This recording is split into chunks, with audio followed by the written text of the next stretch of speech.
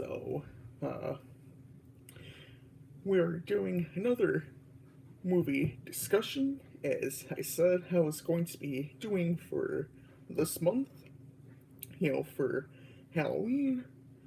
Uh, I'm going to be discussing, seven different movies, uh, and some of these I have seen before in the past, but, it's always good to, watch some of them you enjoy again and whatnot, and some, you haven't seen before.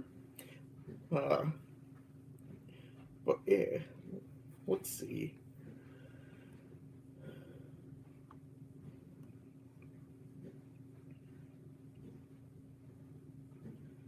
Alright, so, uh, didn't really have much time this week to, write down any, notes, so I'll try and, quickly go over, summarize uh, each, like the plot of each film and anything, I want to say about each film as well. Uh, but yeah, we'll see how it goes. And hopefully next week I can do a little better. And hopefully by the end of the month I'll have it down to, where uh, I have, like everything prepared for it since, again, this week didn't have, much time to sit down and write and summarize each film, as well as watching each film as well. Didn't really watch many of these films this week. Hey Moral, how are you doing today? Alright,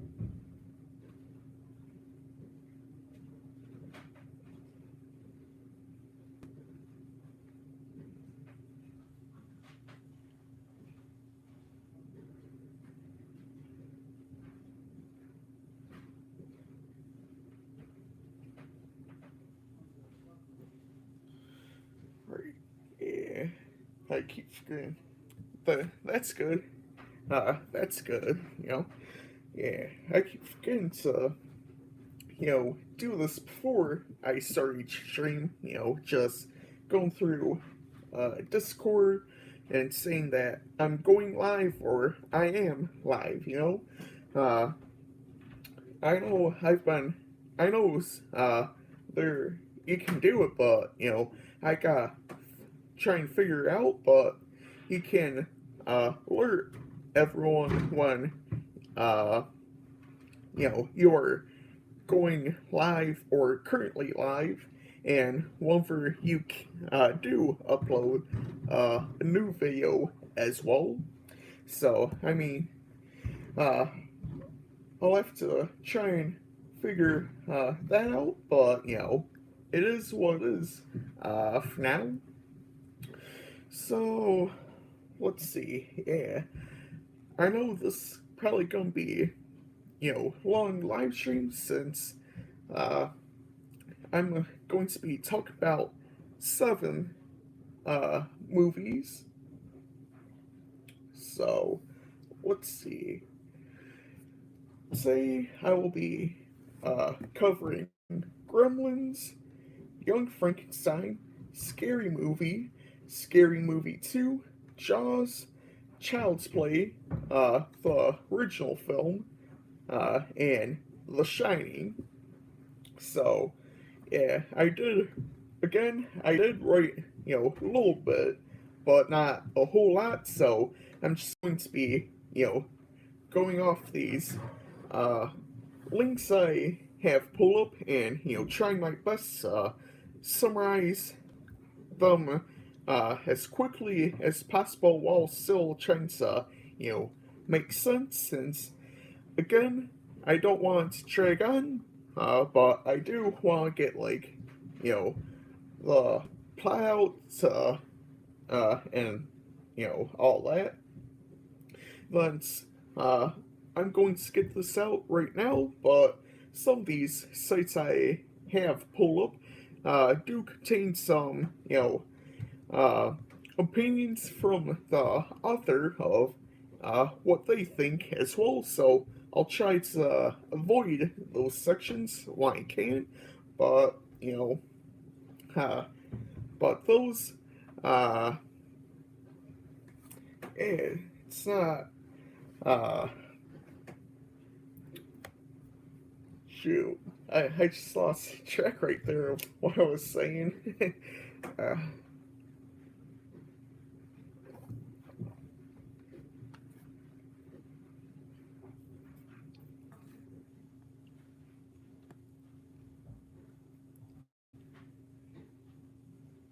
yeah, uh, I have to agree. It is, like one of my favorites from the 80s, and uh, you know, I'm trying to remember. Uh, I don't think I think Spielberg had like little to do with it, but let's see. Quick Google search. I know Gremlins. I believe Spielberg had just a little bit to do with the first film, at least. Uh, so like part of the reason why I do enjoy the film, mainly because of Spielberg, but looks like is directed by Joe Dante. Let's see.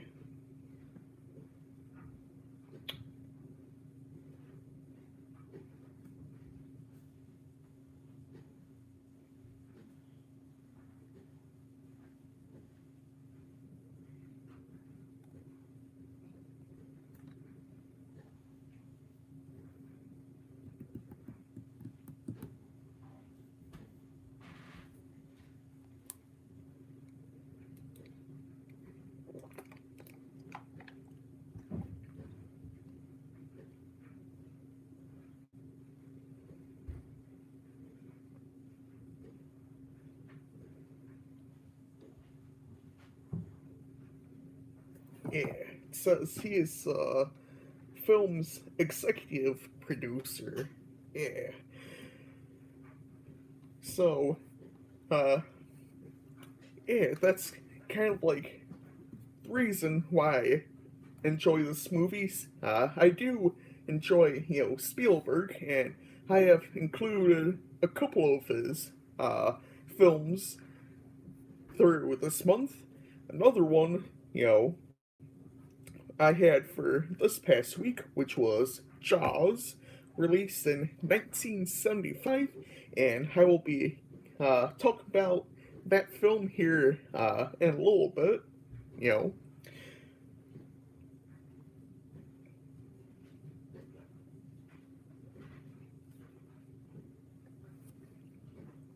Alright, so let's see.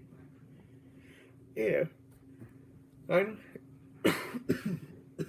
Excuse me, right there. Uh, I've only seen this movie a couple of times, and there's really not too much violence throughout this film, and uh, this was released about a month before PG-13 even came out, so hence why it was rated PG, but it probably would be rated PG-13 if it were, released today, along with a ton of other films from uh, that time period. Uh, but yeah, don't want to get too carried away from, this topic. So let's see. Yeah, let's just head into it. You know, so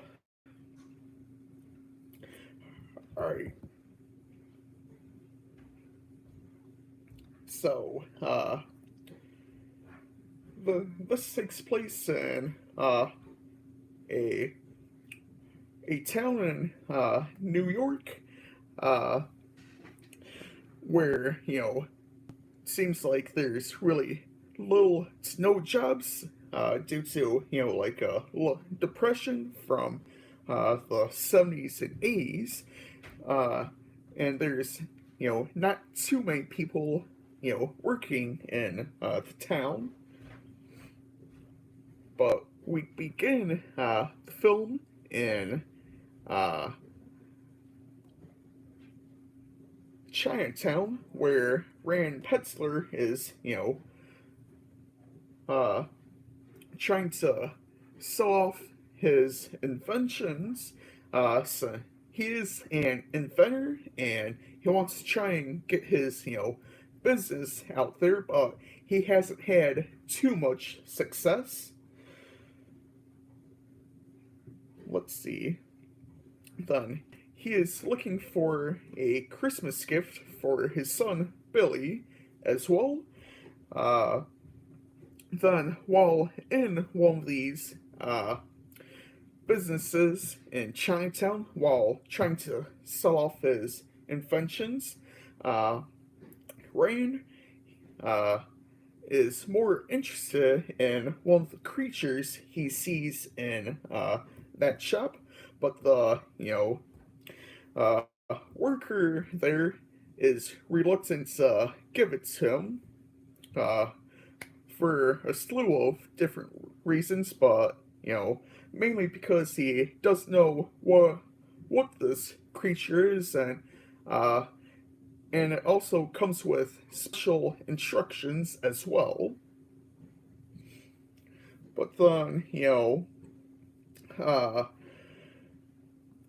the worker's grandson, uh, hears what's going on and is willing to, uh, sell Rand this creature, uh, for, like a lower price, uh, without, his grandfather knowing that he is actually doing it. And,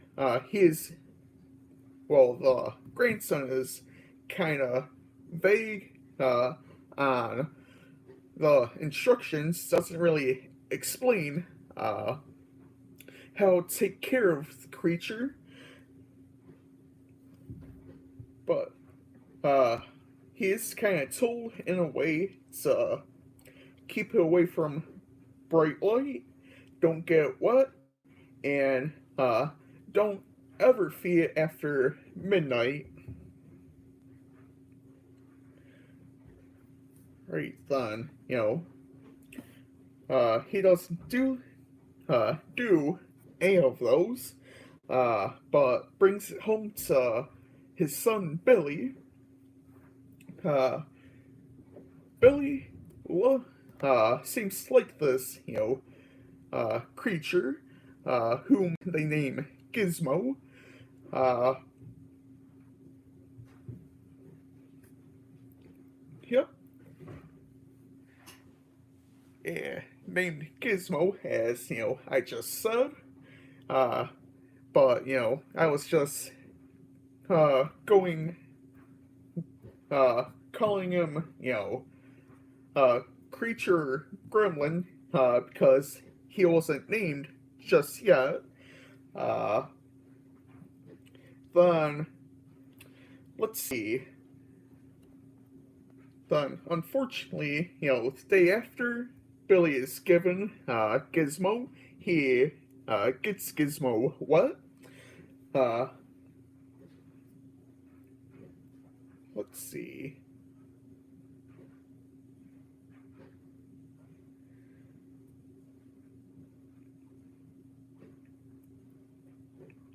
Yeah, but here we go. The official name though is of uh Gremlin is called Mogwai.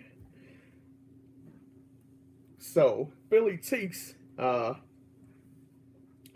Gizmo to school to figure out uh to, have his teachers figure out what exactly he is. Then later on that night, uh, Billy is attacked by, tricked, not attacked. I'm reading it wrong. Billy is tricked by Stripe, which is Mogwai with Mohawk, into feeding him after midnight, which he should have known better, but I mean, uh, in some way, I guess he might have forgotten or wasn't told, whatever the situation maybe. And again, it's been a while since I've seen this movie. Uh, Unfortunately, I didn't watch it this week. Yeah, and even though I do own a DVD copy of it, then let's see. Then next day, Billy wakes up and the gremlins are gone, and there appears to be, they appear to be in some uh, eggs that have appeared in his room now. Now we're back to school. Mr. Hanson leaves his sandwich near the cage, and the Mogwai eats after midnight. It metamorphizes. Metamorph. Ah, shoot. I'm mispronouncing it. Metamorphoses. There we go. Metamorphoses into a cocoon and then hatches. Then, after being in a cocoon, you know, everything looks like a sandwich to this Mogwai. And the gremlin then kills Mr. Hanson.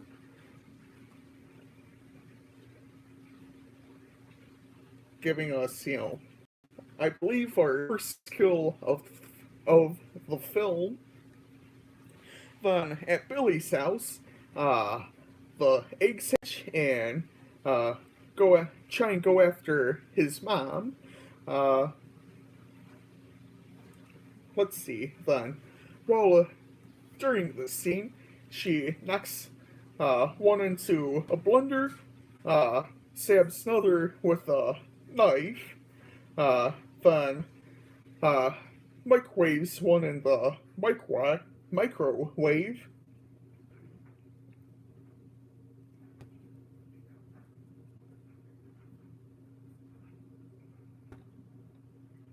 Now, Stripe, the leader, he jumps into a swimming pool and spawns dozens of gremlins to terrorize the town. And many of people fall victim to the creatures. But this says they attack someone dressed as Santa. They run over Billy's neighbor with his snowplow, and they even kill Miss Steele, who is supposed to be like the mean person in town, who nobody likes. And I forgot. I think I said at the beginning of this, but it is Christmas time. December. Alright, so after those few kills, they, take a break, and gather in a movie theater to watch Snow White.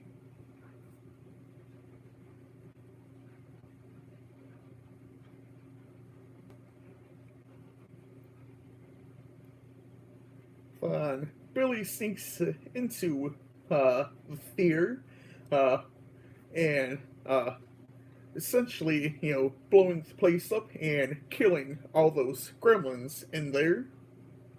But only one gremlin escapes, and it is Stripe. Uh, he scurries away to a nearby department store, and Billy knows if Stripe reproduces, uh, he'll have to, do this whole thing over again. Uh, then Billy goes to girl next door, Kate, uh, and uh, Gizmo. Then they go on to try and chase Stripe into the department store.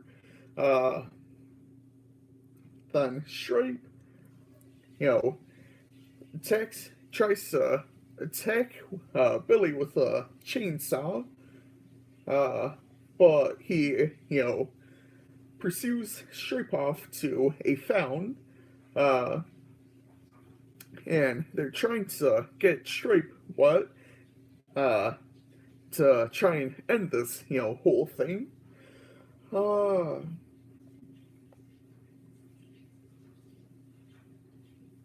I mean, uh, I got that wrong. If they get him wet, he reproduces, and unfortunately, they gotta do this whole thing over again. And Gizmo, comes in, a pink toy car. Then let's see. He opens blinds, directing bright sunlight onto Stripe, which kills Stripe. Then Billy, Kate, and Gizmo, you come home with their parents, and uh, they get a special visitor who is Santa.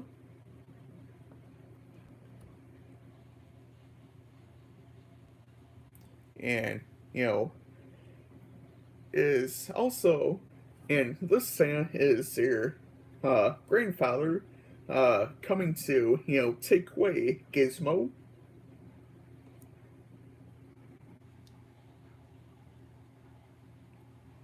I mean, it's grandfather who, didn't want to sell Gizmo to, Rand at the beginning of the movie, coming to get Gizmo back. Then, he's mad at the Petzlers for disobeying the rules and causing, all this chaos in the city. Uh, and he tells Billy that maybe someday he'll be able to see Gizmo again, which, will be when the sequel comes out 6 years later in 1990. And that is the end of Gremlins.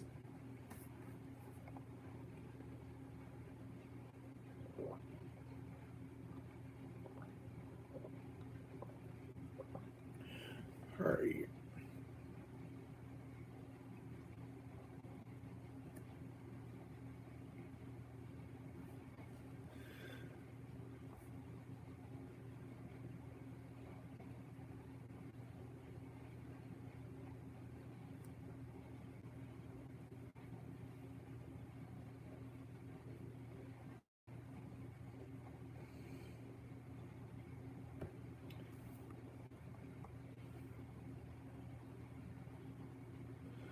Alright, so Gremlins, even though I've seen it a couple of times, I thought was, a decent movie. Uh, Oh, thanks. Uh, yeah, again, I'm just going off, some of these websites, I have pulled up since, again, didn't really have, uh, much time to, write anything, but, I'll try, uh, but for next week I'll try to, have everything ready beforehand, uh, maybe I'll write a little something, tonight to, just get started, and, we'll see how it goes. Alright, so now, um, yeah, again, I've seen Gremlins a couple of times, and, uh, I did enjoy it. It is, one of my favorites, and, uh, you know, uh, again, is kind of a classic since it's a Spielberg film, and I typically do enjoy his films. Uh, so, uh, if there's no more comments about Gremlins, I'm going to proceed on to the next film now, which is going to be Young Frankenstein, released in 1974.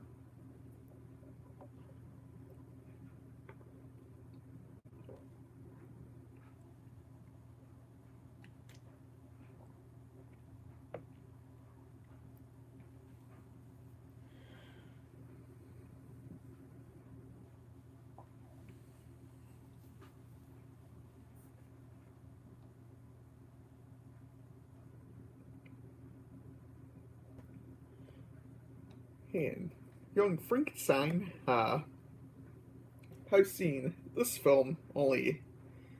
I, I watched it for my first time last year and I enjoyed it, so I'm like, might as well bring it up again this year, since it's a film I enjoy.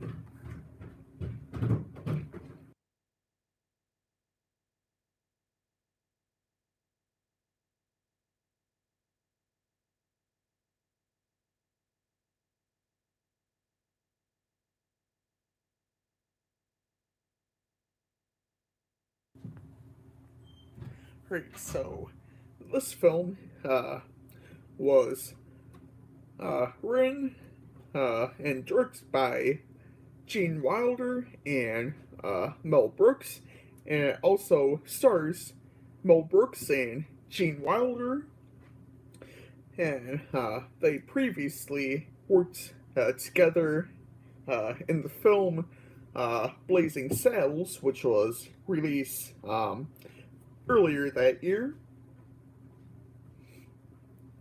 and uh, Blazing Saddles is another film I do enjoy, which, I hope on talking about in the future. But right now, I'm focusing on Young Frankenstein, and this film parodies Frankenstein from uh, which was released in 1931. So I've seen a few things about this movie, like how it came up and whatnot. So Gene Wilder, uh, one day he was thinking, what if Frankenstein had a grandson and tried to uh, you know use this monster for good instead of evil. So that was basically the whole idea behind this film. Uh, you know, so uh, it is a parody of Frankenstein from 1931, which I will, say again. And uh, for the most part, it like kind of follows along with what's parodying in that film as well, uh, and has some great lines as well. So we begin on a dark and stormy night. Uh, a cas a casket sits uh, in a room in a castle, uh, where this during the opening credits we're getting a zoomed in shot of this castle. Then the lid is open to reveal a corpse holding onto a metal box, which happens to be Frankenstein's grandfather. Then someone takes the box out of his dead grandfather's hands, uh, even ripping off its arms. Right, so now we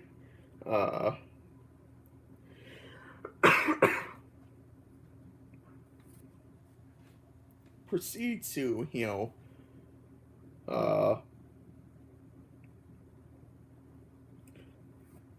lecture by uh, Dr. Frederick Frankenstein, uh, played by Gene Wilder, but he doesn't want to be called Frankenstein. He wants his name to be pronounced Frankenstein. Frankenstein. Uh, yeah, I know I pronounced that a little odd there, but Frankenstein. He wants uh, his name to be called. But he is a professor of neurosurgery at an American university and is teaching class about the human brain. He is teaching the class between voluntary and involuntary nerve impulses. Uh, as he's interrupted by, one of his students, pestering him about his infamous grandfather's work, uh, about bringing the dead to life.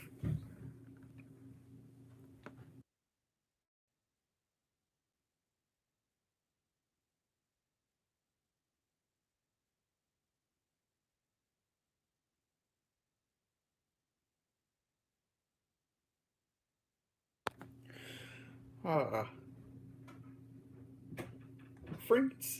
Frankenstein, well, or I should say, Frederick gets mad, yelling that his, grandfather was crazy and he wants no part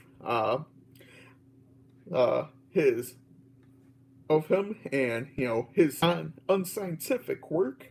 After class, an older man who walks in during his lecture, uh, who was holding the metal box we saw at the beginning of the movie, gives it to Frederick. Uh, and then uh, his great grandfather's will has been read, and Frederick's been left a castle in Transylvania. Uh, but instead of selling it, he uh, takes a train out there, just check out and whatnot. Then at the castle, he meets Igor and Igna. Uh, let's see.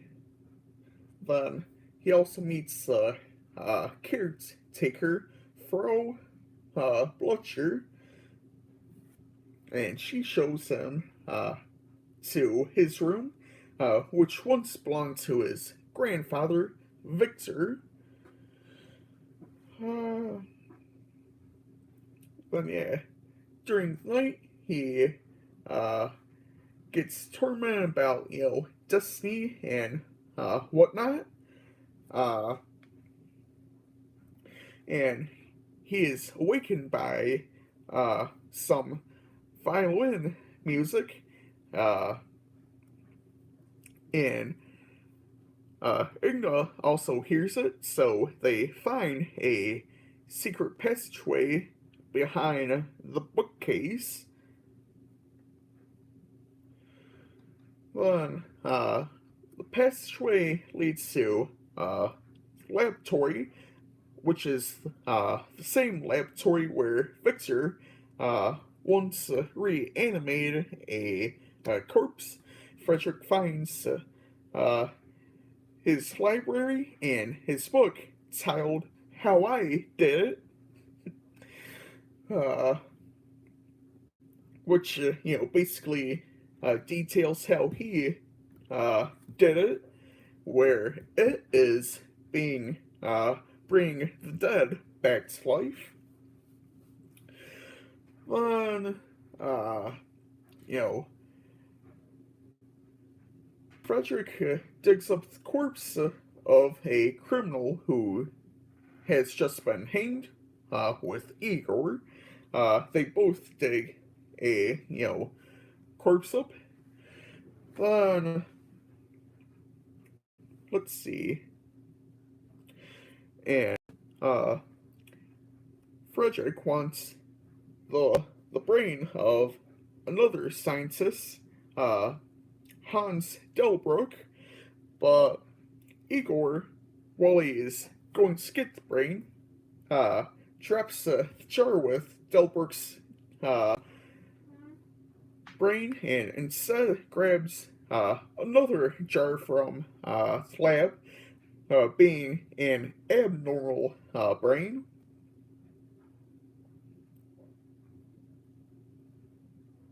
And, doesn't notice the warning sign of the abnormal brain, which, has a little bit of visual comedy to it as well. Uh, I believe it said, "Do not, please do not use this brain," or something similar to it. And there's a little joke later on in this film about abnormal. Then Frankenstein uses the brain and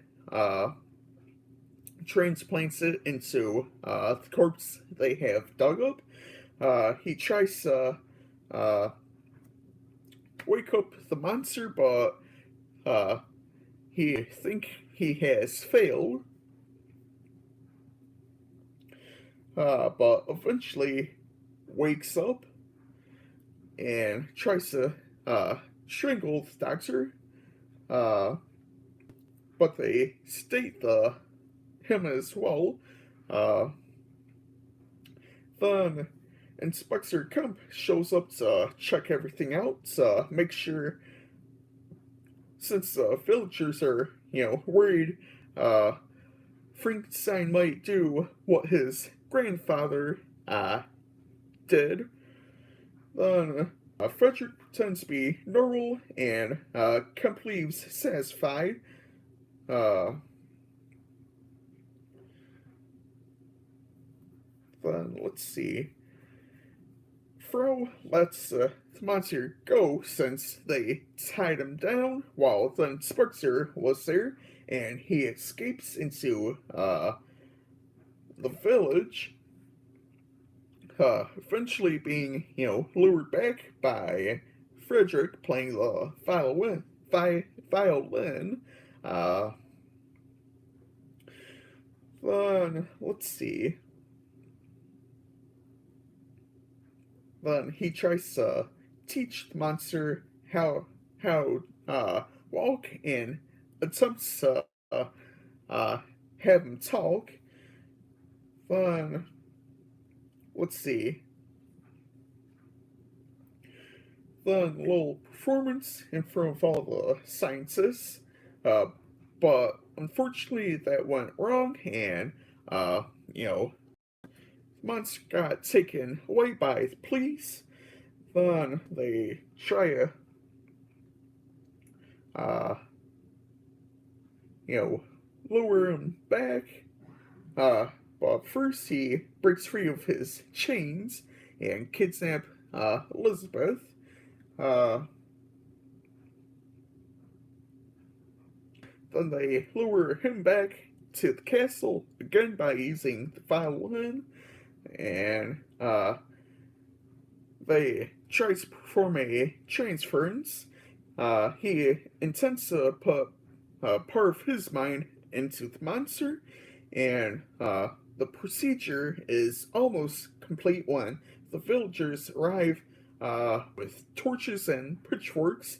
Uh, they tear the doctor from the machine, but all of a sudden, uh, the monster shouts, "Put that man down!" When the monster talks, everyone listens, uh, but the doctor remains motionless, and, you know, it fades black. When picture returns, the monster and Elizabeth are married and are living, happily.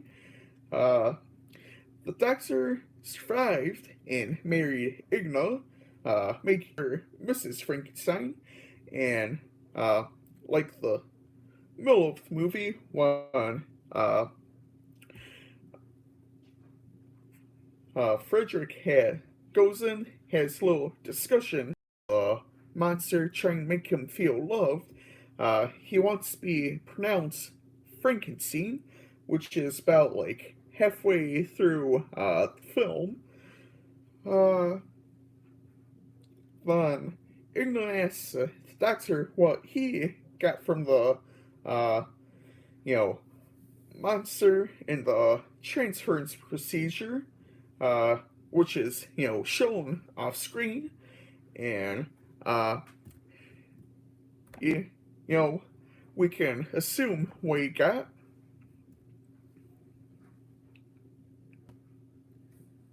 And that is the end of the film right there.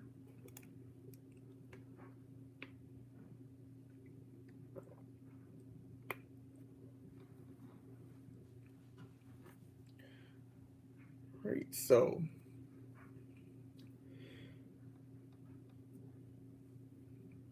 again, one of my uh, another movie I enjoyed and thought of bringing it back this year. It is a parody film, which is uh, one of the first parody films I brought into this month. Alright, so now we're moving on to Scary Movie, which was released in 2000.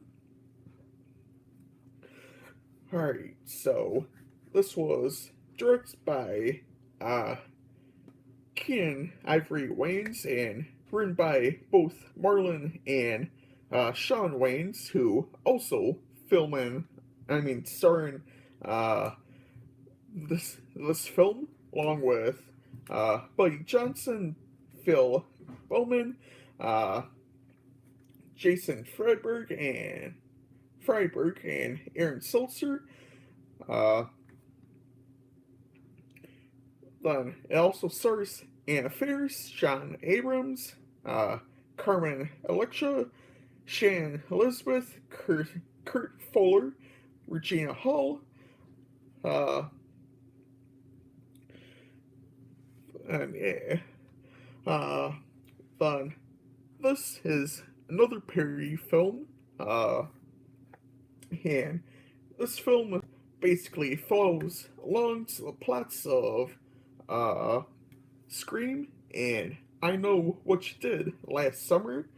So it follows a group of teenagers who accidentally hit a man with their car, uh, dump his body into a lake, and never talk again, which, happens in I Know What You Did Last Summer. Then, uh, a year later from this event, someone wearing a ghost face mask and robe kills them off one by one. But some of the other films period in this film include Scream 2, The Sixth Sense, The Blair Witch Project, Halloween, The Matrix, The Shining, and The Usual Suspects. But again, it mainly parodies Scream and I Know What You Did Last Summer.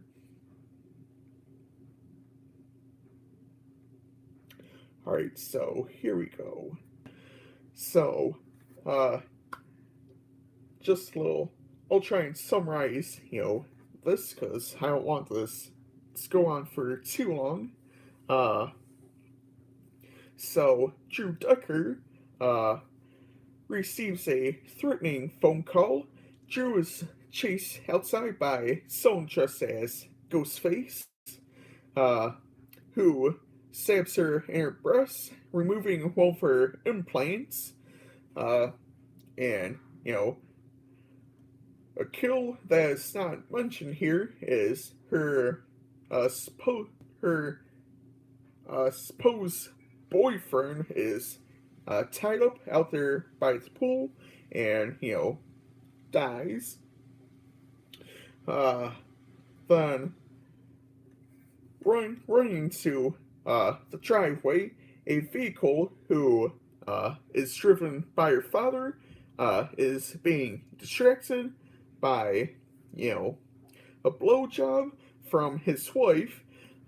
They hit her daughter. They hit their daughter, and uh, she is then killed off by uh, the murder by uh, her throat being slit. Then Sidney Campbell. Right, so sometime later, Sidney Campbell, played by Anna Faris, meets up with her boyfriend, John Abrams.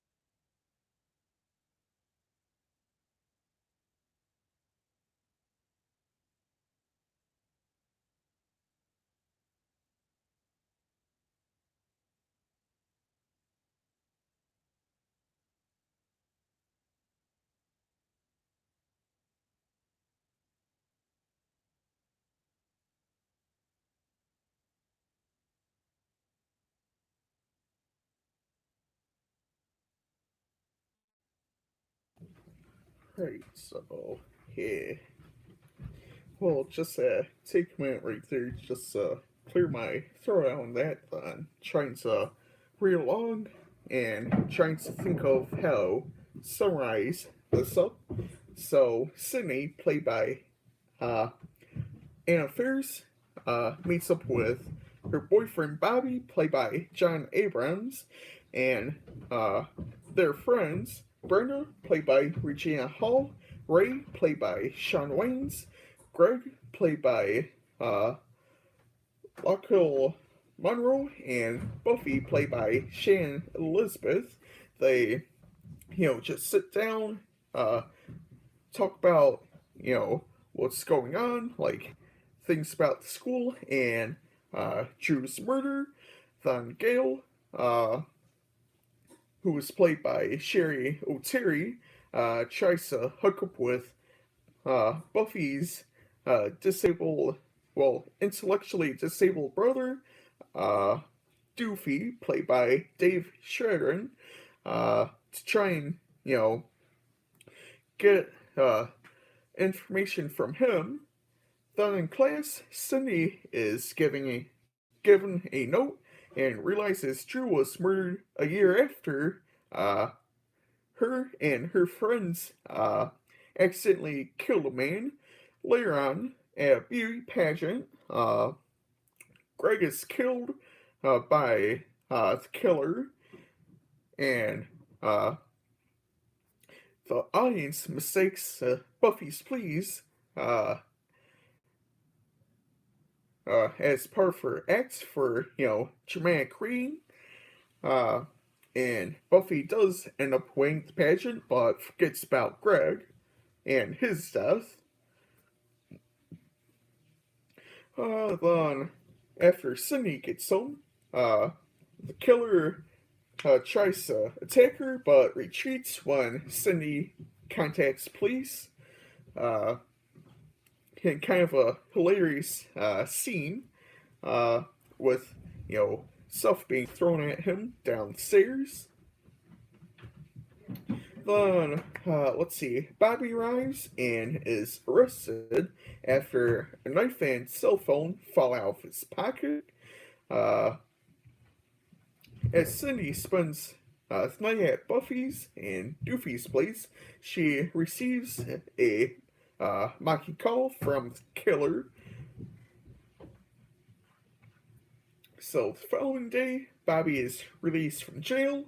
Buffy is beheaded by the killer. Uh, then that night, Ray and Brenda go to a movie theater to see Shakespeare in Love, where Ray is stabbed through his head in a bathroom stall. And the killer goes after Brenda, but angry movie patrons who are fed up with Brenda's behavior begin stabbing her, and also for ruining Shakespeare in Love, as well as other films they have been to as well. Then Cindy throws a house party, hoping for safety in numbers. During the party, Bobby and Cindy go upstairs and have sex. Then suddenly, the killer appears and stabs Bobby before disappearing. Then Cindy gets a gun from a drawer, and Bobby follows. Then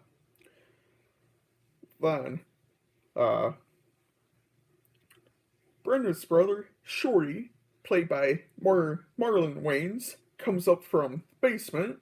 Bobby takes his gun and shoots him.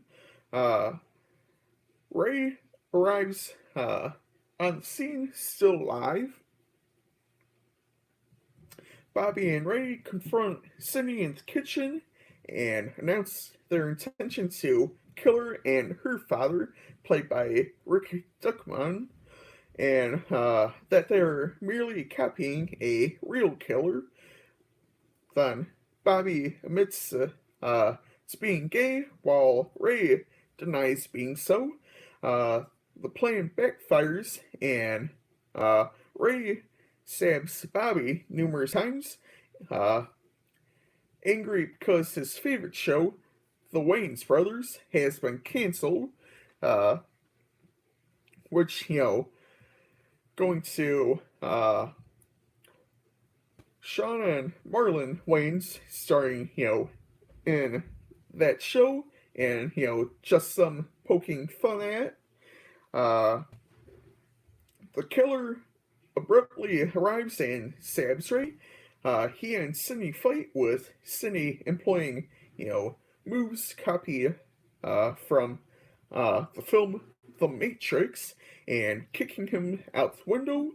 However, the killer vanishes before the police arrive. Now, at the police station, Cindy and the sheriff, played by Kurt Fuller, discover that the killer was not David Keegan, the man whom Cindy and her friends accidentally killed a year earlier, and realize that Doofy is the killer, or was killer, the whole time, and was faking his disability as well. Doofy has already escaped with Gale uh, after removing his disguise. Upon finding his discarded backpack with his ghost face and ghost face mask and sharp knife in the street, Cindy begins screaming, but is hit by a car as the sheriff walks away, and that is where the movie ends.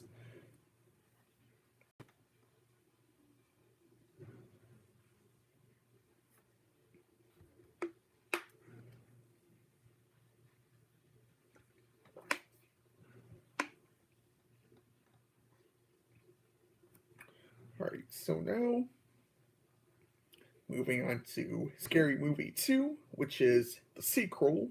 And basically, in Anna Faris, Regina Hall, Sean Wayans, and Marlon Wayans return to this film, even though all of their characters died off in the first film.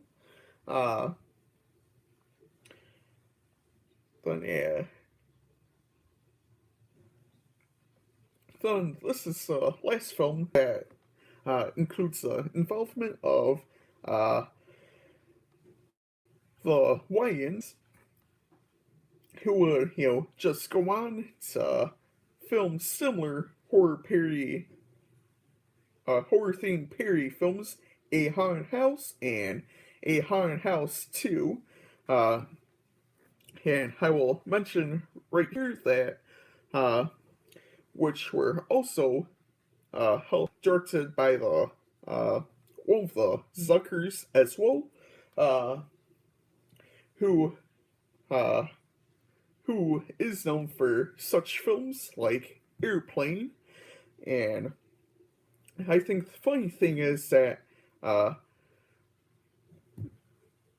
uh, I believe it was David Zucker. He directed Scary Movie 3 and 4, then went on to do A Haunted House and A Haunted House 2, which both star, Marlon Wayans. So I find that kind of funny.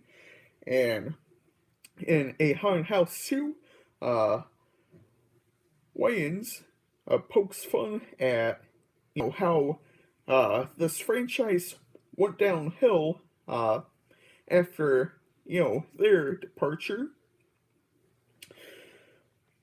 Let's see.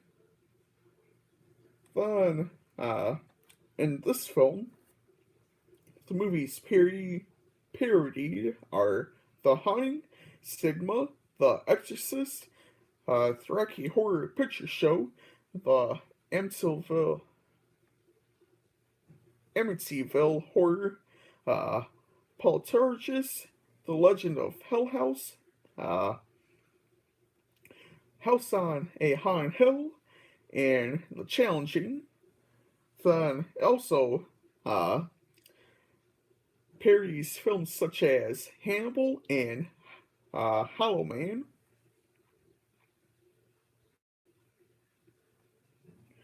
Alright, so let's see.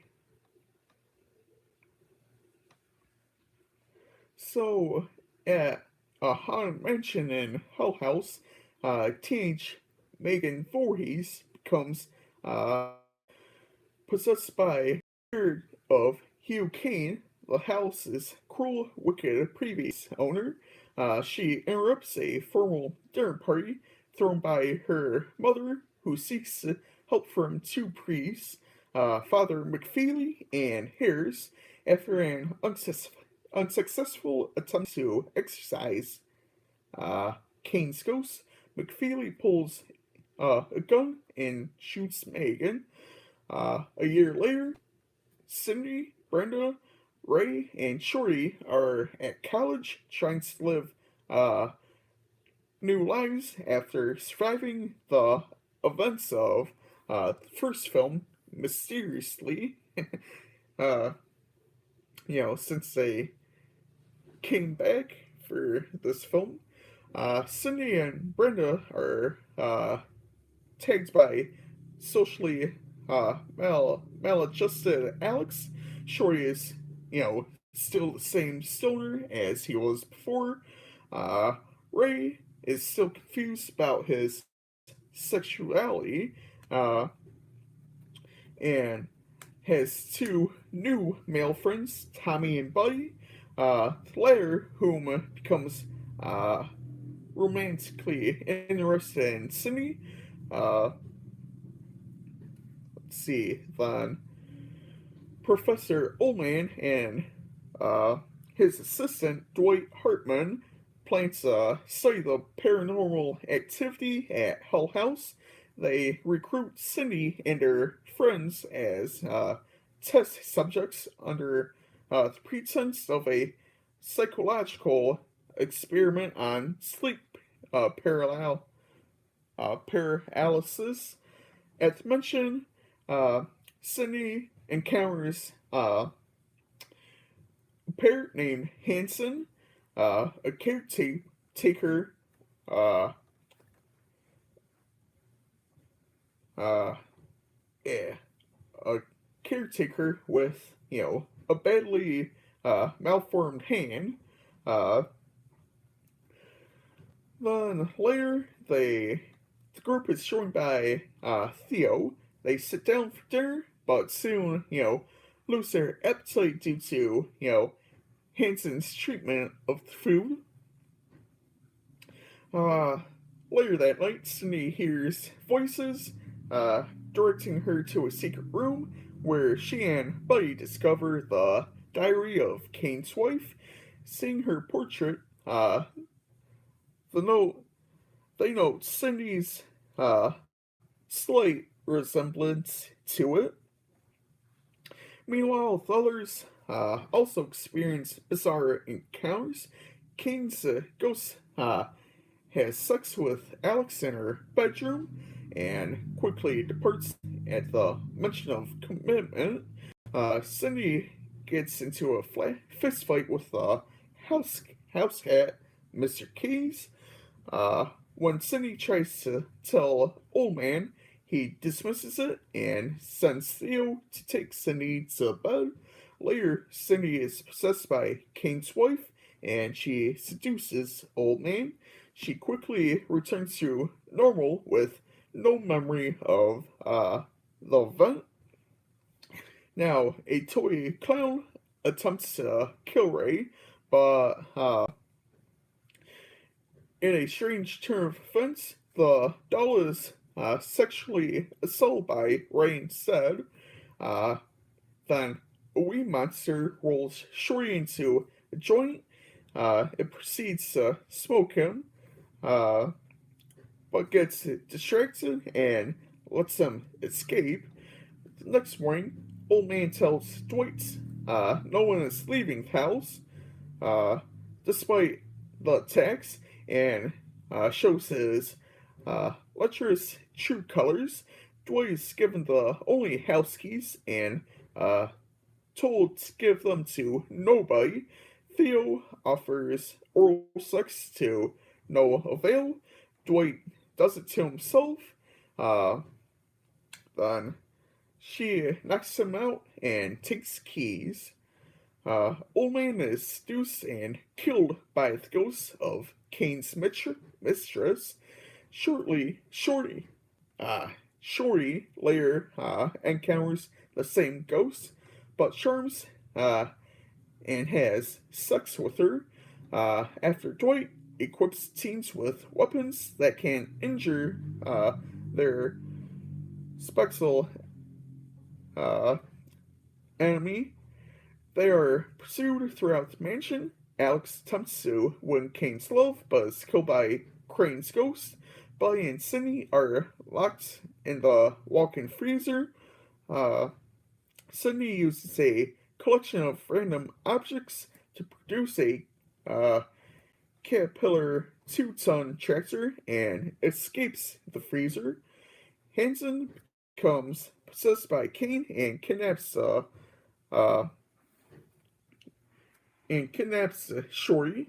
Cindy, Brenda, and Theo team up to battle Henson with highly stylized fight choreography bar defeat. Dwight regroups with teens, and Cindy chooses to act as bait to lure Kane into a device that will destroy him. The plan succeeds, freeing the group from the house's curse. Then 2 months later, Cindy and Buddy are in a relationship. They're out on a walk when Hanson appears to take Cindy away with him.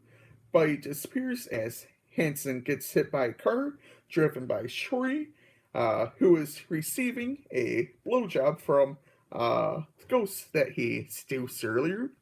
And that's the end of Scary Movie 2. Which, I'd say that was kind of a decent film, but, not as great as the first one. Alright, so now, we got 3 movies left, and, I'll try to sum these up as quickly as possible. So, Jaws is, Jaws was released in 1975 and was directed by Steven Spielberg, and this is personally one of my favorite horror movies, with, its suspense and, whatnot, even with as little kills as it has. So, basically, at the beginning, there's a couple that is shown, a man and a woman. Chrissy goes into the ocean ski dipping, but is eventually killed off by the shark. Then there's, like a little series of kills, and the town is worried. They believe it is, a tiger shark, but it turns out that is, a great white, and, uh, they want this shark killed. Is estimated to be 25 feet in length and weighing 3 tons. So, Brody goes out with the team and they try to kill off the shark, which takes, matter of time, and they taunt the shark with various items, and eventually they, Quint is killed by the shark, but the other two uh, men kill off the shark by blowing it up, and that's basically the film. But unfortunately, this film did get a couple of sequels.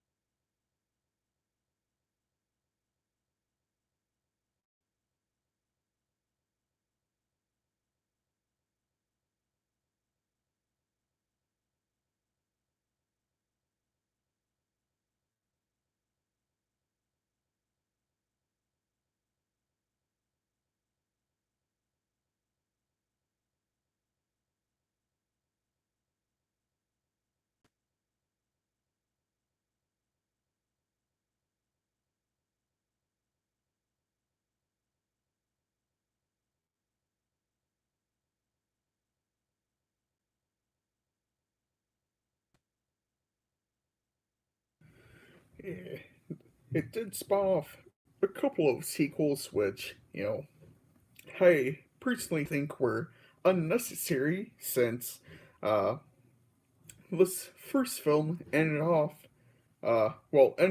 killing off, the shark, so it's like really no need for sequels.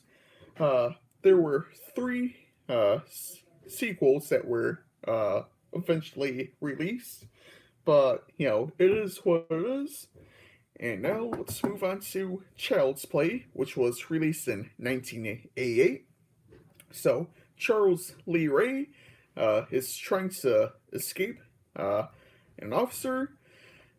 Uh, he winds up into a toy store and is eventually where he, gets shot, uh, possesses doll, and, is no longer in his body, so basically killed off in a way. Then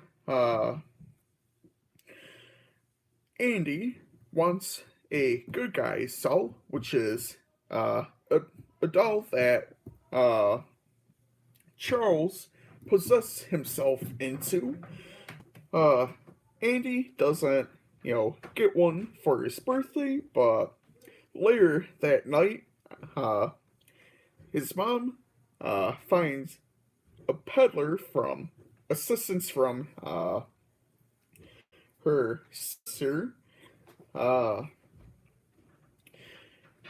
she buys Saul, not knowing that is one Charles has possessed. Then Chucky kills off Aunt Maggie since uh, his mom has to stay and work later. Uh, so she decides to, babysit Andy for a little bit and is killed off. Uh, they all think is Andy, but is not. And, Andy says Chucky keeps, telling him all these different things that he is actually a killer and whatnot.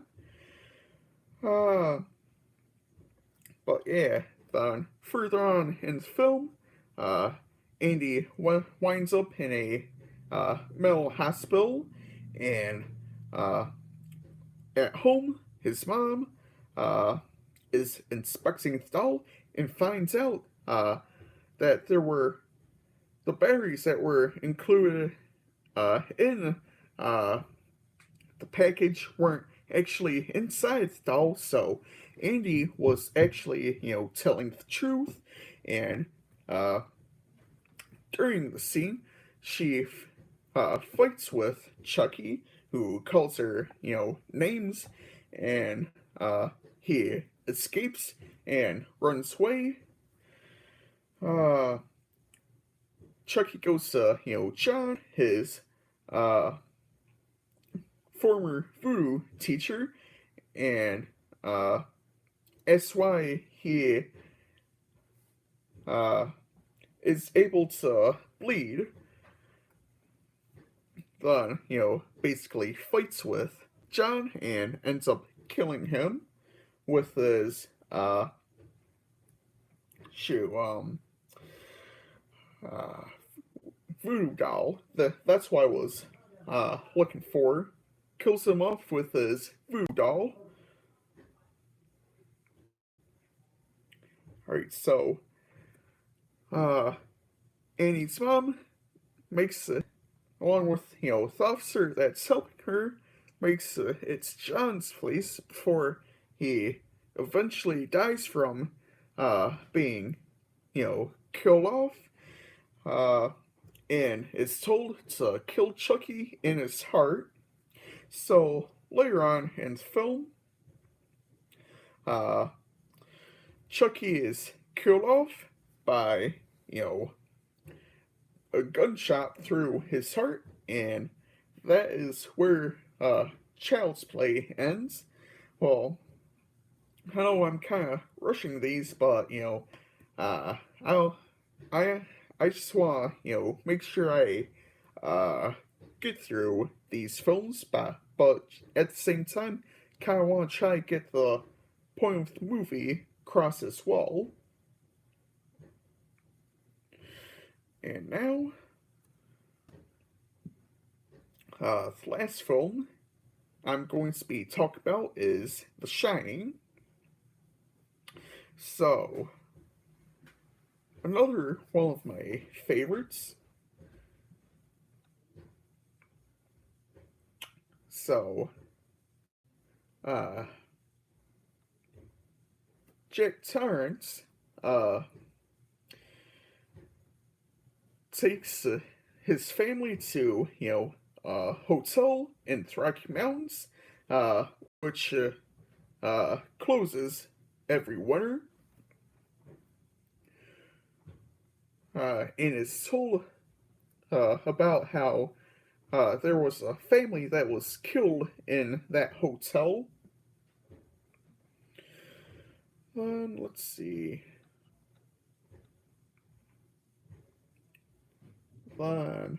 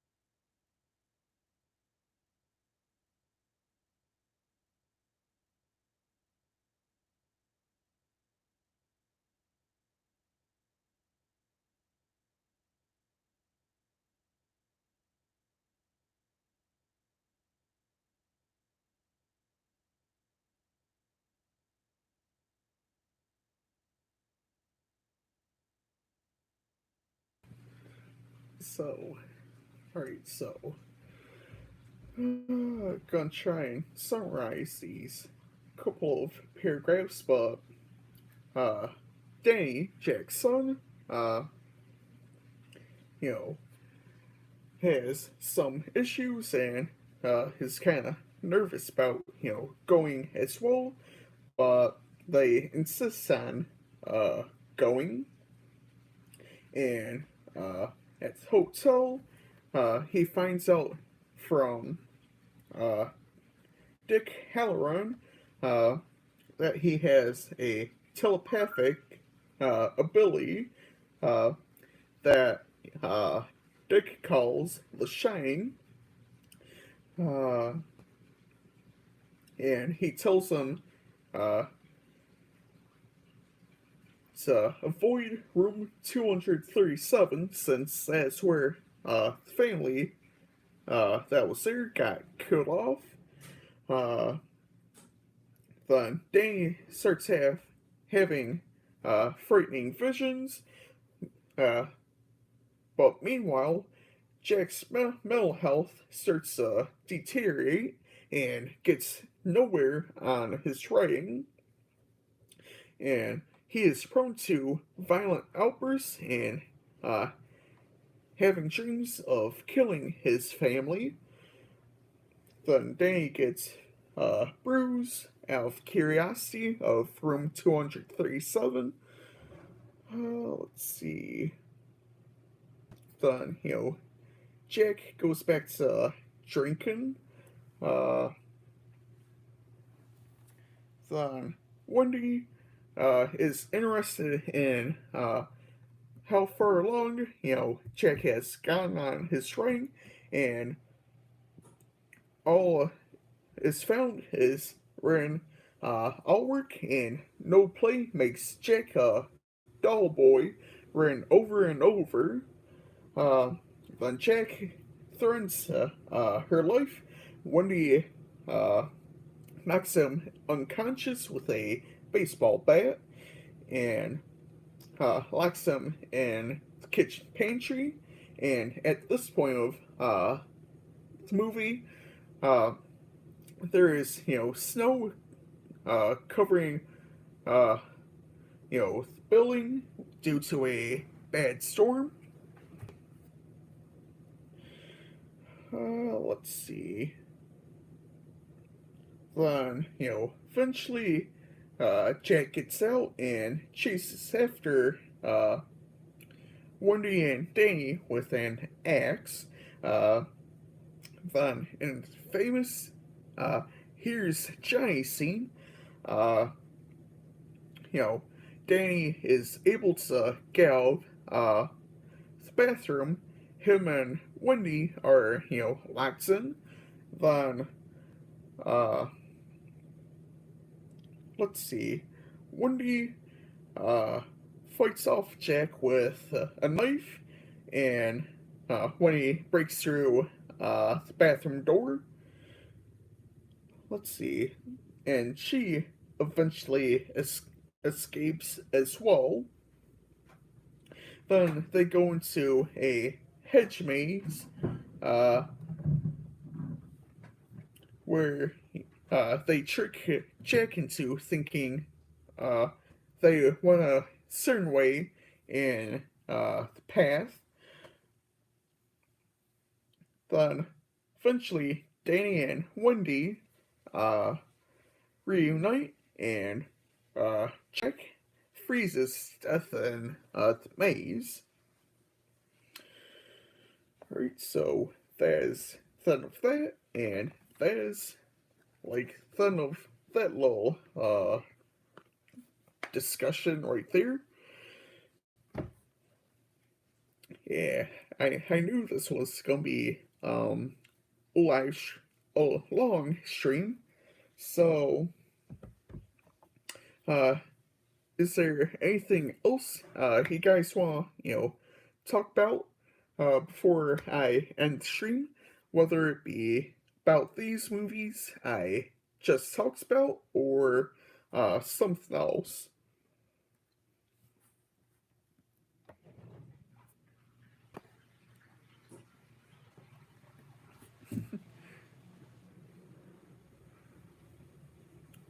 Oh, yeah, I remember something I was gonna bring up. So, I did enjoy The Shine, but behind the scenes, yeah, that's where it gets me though. Stanley Kubrick, the director of the film, some of these scenes were shot like multiple times. I'm talking like 50, 60, 70 times, and that's just insane. Uh, I know when filming, uh, usually, takes just a couple of shots uh, to, get each scene right. Uh, but, Kubrick, uh, in a way, he kind of like treated his actors kind of poorly with how many long days and scenes they had shoot, you uh, like a good 50 times. Uh, that scene in The Shining where Wendy is walking up backwards on the stairs with, Jack chasing after her with the axe. Uh, I've heard that scene was shot 127 times before, Kubrick finally decides to use that shot for the movie. Uh, eh, I can't, I simply can't imagine, how much, pain uh, they, some of the actors have, well, the actors and, you know, everyone else on set that day had to go through, 127 times just for one scene. That's simply insane, you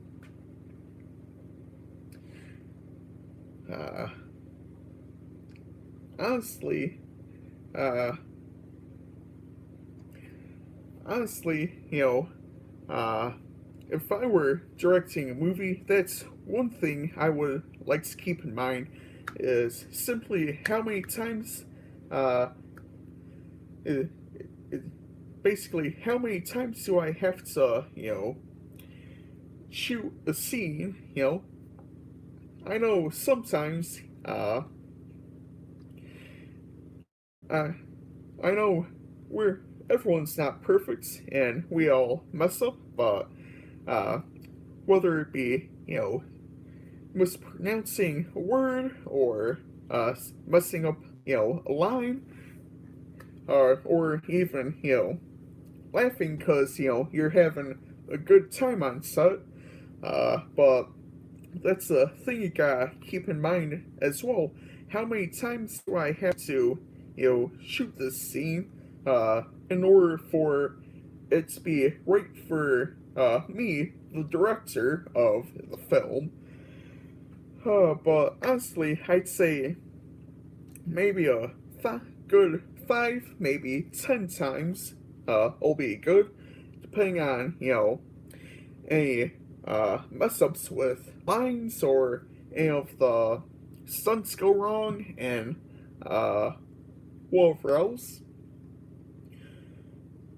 But yeah, there's that. So, with that being said, as I see there's really no further discussion about these films nor anything else, I'm going to be hopping off.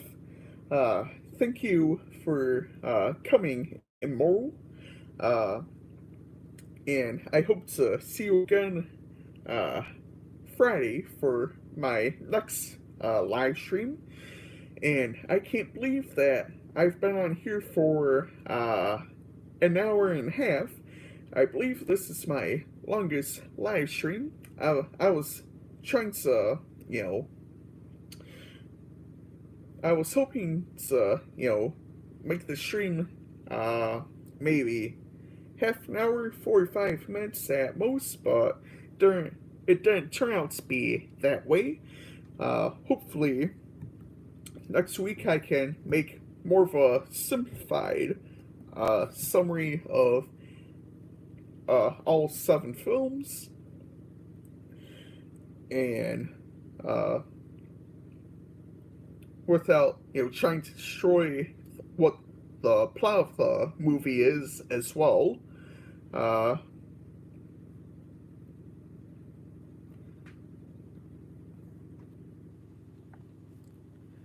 yeah, we'll have to. We'll have to. I know we live in different time zones and whatnot, but uh,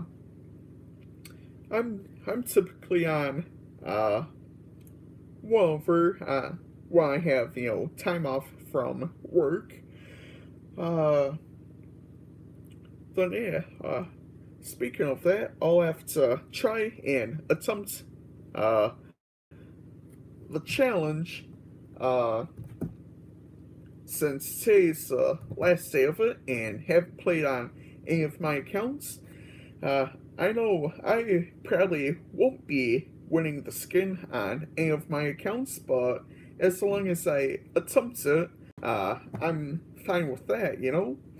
And, uh, yeah, I know I'll probably end up purchasing the skin with gems anyway, so, there's that. Uh, but yeah, with that, thank you for, well, again, thank you for coming today. And uh, let's see, I do have videos, pre-recorded through Monday, up and ready. Just got edit thumbnails for them. Then uh, I will see you all next week for my next live streams. And just remember, be good people, do nice things, and that sort of thing. And I will see you all next time. Peace out.